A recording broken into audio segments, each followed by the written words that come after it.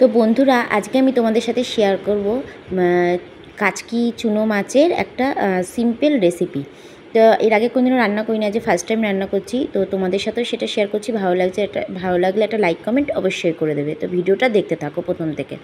Hello everyone, তোমরা কেমন আছো? আশা করছি সকলেই খুব ভালো আছো। আমিও কিন্তু খুব ভালো আছি। তো আমাদের চ্যানেলে তোমাদের অনেক অনেক ওয়েলকাম ও ভালোবাসা। তো আজকে হচ্ছে গিয়ে কাচকি চুনো মাছ রাখা হয়েছে। এই মাছটা আমি এর আগে কোনো দিনও রান্না করিনি, বাট খেয়েছি। আমি ছোটো মাছটা খুব একটা রান্না করি না, ওই জন্য তোমাদের সাথে শেয়ারও করা হয় না। সত্যি কথা বলতে কি, আমি শাক পাতা তারপর হচ্ছে গিয়ে মানে এই ছোটো চুনো মাছটা যত ভালো রান্না করতে পারি না। তো আজকে অনেক দিন পর হচ্ছে কি যে দাদাভাইয়ের কাছ দিয়ে মাছ রাখা হয়, ওই দাদাভাইয়ের কাছে হচ্ছে কি চুনো মাছটা পেয়েছিলাম। আর হ্যাঁ, এই ব্লগটা কিন্তু রবিবারের ব্লগ। তো চুনো মাছটা বেশ ভালো ফ্রেশ ছিল। আমার পাশের বাড়ির দিদিরাও নিল, ওই জন্য আমিও একটু নিয়ে নিলাম 100 গ্রাম। তো মাছটা এখানে আমি হচ্ছে কি ভালো করে ধুয়ে টুয়ে গুছিয়ে নিচ্ছি। আর যা দিয়ে রান্না করবো মানে আলু, বেগুন, টমেটো, পেঁয়াজ, লঙ্কা চিড়ে সব কিছু কেটে কুটে একবারে গুছিয়ে টুচিয়ে নিয়ে তারপর তোমাদের সাথে ভিডিওটা মানে শেয়ার করছি। তো এখানে দেখতেই পাচ্ছ আমার কড়াইতে তেলও দেওয়া হয়ে গেছে, আর হচ্ছে কালিজিরা ফোড়ন দিয়ে দিয়েছিলাম। অ্যাকচুয়ালি আমি ওই দিদিকে আর আমার মাকে ফোন করে জিজ্ঞাসা করে নিয়ে তবেই আমি রান্নাটা করছি। প্রথমেই বলেছি আমি এই চুনো মাছটা এর আগে কোনোদিনও রান্না করিনি, বাট খেয়েছি। তো আজকে চুনো মাছের আমার রান্নাটা হচ্ছে কি তোমরা অবশ্যই প্রথম থেকে লাস্ট পর্যন্ত দেখবে, আর ভালো লাগলে একটা লাইক কমেন্ট অবশ্যই করে দেবে, আর সঙ্গে থাকবে, পাশে থাকবে।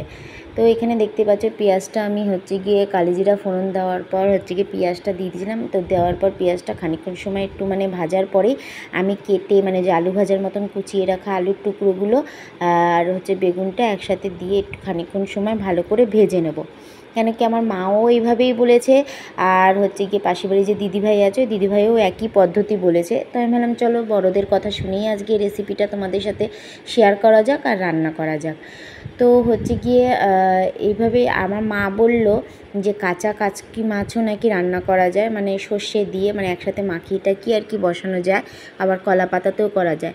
তো প্রথমেই বলেছি আমি কোনোটাই এইভাবে ভালো মতন পাই না, তবে হ্যাঁ যদি কোনো দিনও মার বাড়িতে যাই আর মা যদি সেইভাবে রান্না করে আমি অবশ্যই তোমাদের সাথে সেটা শেয়ার করব।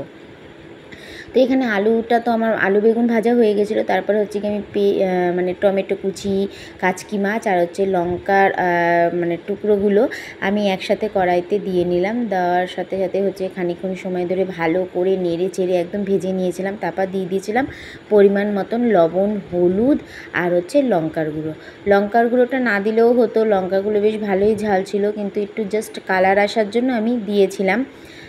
তো হচ্ছে গিয়ে তোমরা চাইলেও দিতেও পারো, নাও দিতে পারো। আর হ্যাঁ, আমি কিন্তু তোমাদেরকে রেসিপিটা শেখাচ্ছি না, মানে আমি যেহেতু শিখে করেছি তো ভাবলাম চলো তোমাদের সাথে শিখিয়ে মানে দেখিয়েই নিই যে আমি ছোটো মাছও রান্না করতে পারি। তো যাই হোক, এখানে আমার মাছটা অলমোস্ট প্রায় রান্না শেষের পথে হয়েই এসছে। তো দেখতেই পাচ্ছ একদম মানে ভাজা ভাজা হয়েছে। তো প্রথম যেহেতু রান্না করেছিলাম সেই তুলনামূলক খেতে খুব একটা খারাপ হয়নি, ভালোই হয়েছিল। তো নেক্সট টাইম আবার হয়তো এর থেকেও একটু বেস্ট হবে রান্না করলে। তো তোমরাও না এইভাবে একদম নর্মালভাবে ছোটো চুনো মাছ যারা আমার মতন পারো না, শিখে নিয়ে কিন্তু বড়োদের কাছ দিয়ে অবশ্যই করতে পারো, ভালোই লাগবে খেতে। কেন কি সত্যি আমি ফার্স্ট টাইম রান্না করেছিলাম, কিন্তু সত্যি খেতে খুব ভালো হয়েছিল, দুর্দান্ত টেস্ট হয়েছিল খেতে। তো এখানে দেখতেই পাচ্ছ আমার মানে মাছটা একদম ভাজা ভাজা হয়ে গেছিলো। তো তারপর মাকে আবার ফোন করলাম যে মা ভাজটা একদম ভাজা ভাজা হয়ে গেছে, তো আমি কি এবার নামিয়ে দেবো? মা বলছে হ্যাঁ নামিয়ে দে, আর বেশি ভাজিস না, এরপর পোড়া লেগে যাবে, আর মানে মাছের যে টেস্টটা সেটা আর আসবে না। তো যাই হোক, এখানে আমার মাছটা হয়ে গেছে রান্না, দেখতেই পাচ্ছ কতটা স্পাইসি লাগছে দেখতে। তো তোমরাও অবশ্যই আমার মতন এরকম বড়দের কাছ দিয়ে শিখে নিয়ে ট্রাই করে দেখো, নিশ্চয়ই ভালো লাগবে খেতে। আর সত্যি রান্নাটা খুব সুন্দর হয়েছিল, প্রথমবার রান্না করেছি সেটা একদমই মনে হচ্ছিল না। নেক্সট টাইম যদি কোনোদিনও কলা পাতায় রান্না করতে পারি সেটাও তোমাদের সাথে শেয়ার করব, বা সর্ষে বাটা দিয়ে করলেও সেটা তোমাদের সাথে শেয়ার করব। আর হ্যাঁ, ভিডিওটা ভালো লাগলে বা রান্নাটা ভালো লাগলে অবশ্যই একটা লাইক কমেন্ট করে শেয়ার করে দেবে।